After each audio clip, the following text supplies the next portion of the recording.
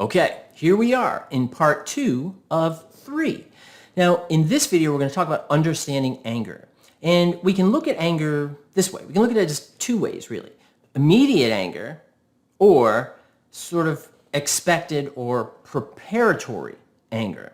So let's talk about unexpected anger first. Unexpected anger is we're in a situation and the day's going by, okay, not great, not terrible, it's going all right.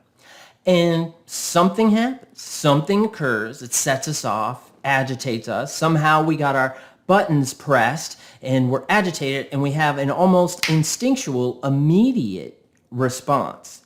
And it's like that frontal lobe, right? That front part of our brain just shuts down and we just become this stimulus and response animal. You probably have a lot of experiences like that.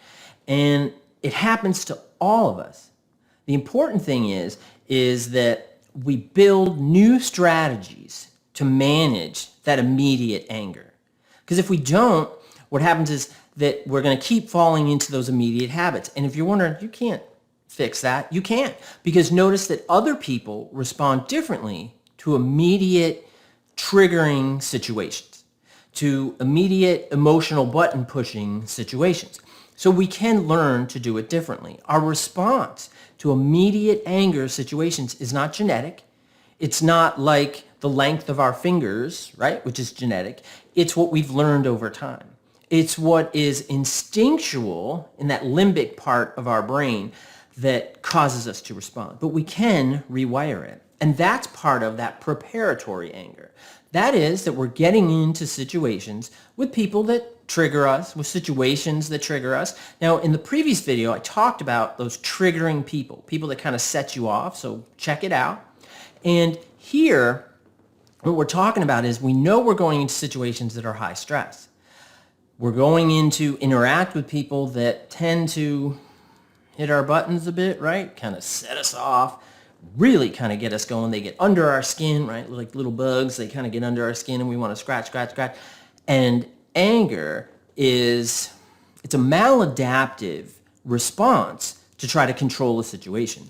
But in the end, probability says that an anger response, we're going to end up with a negative outcome. And that's why it's important to control your anger so you can decide when to respond aggressively, when to respond assertively, which in my opinion is the best way to respond, or passively.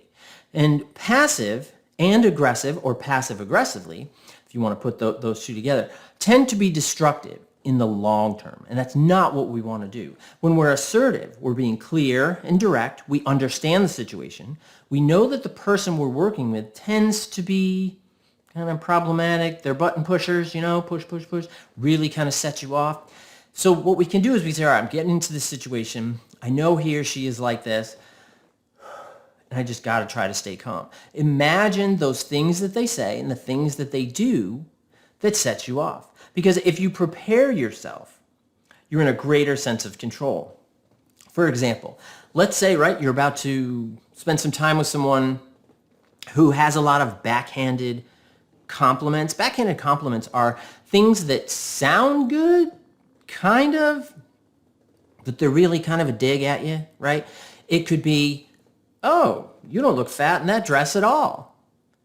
But really what they're saying is that you're fat and that dress is hiding your fat.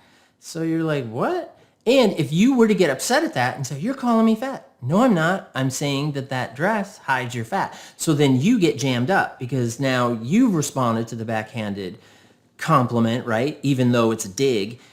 And you can't win in that. So what we want to do is we want you to prepare yourself for those situations and recognize that we don't have to give in to that you can make the choice on how you respond. And that empowers you. Don't give your power over to those other people because they manipulate you with it, they make you feel bad about it, and it justifies their perspective. Don't justify the perspective of those triggering people in your life that know how to push your button that causes you to get set off and frustrated. Because what happens after that is a lot of individuals along that BPD spectrum, they end up then engaging in self-sabotaging behaviors. And that's not what we want to do. And that's what I'm going to talk about next in the next video. So I'll see you there.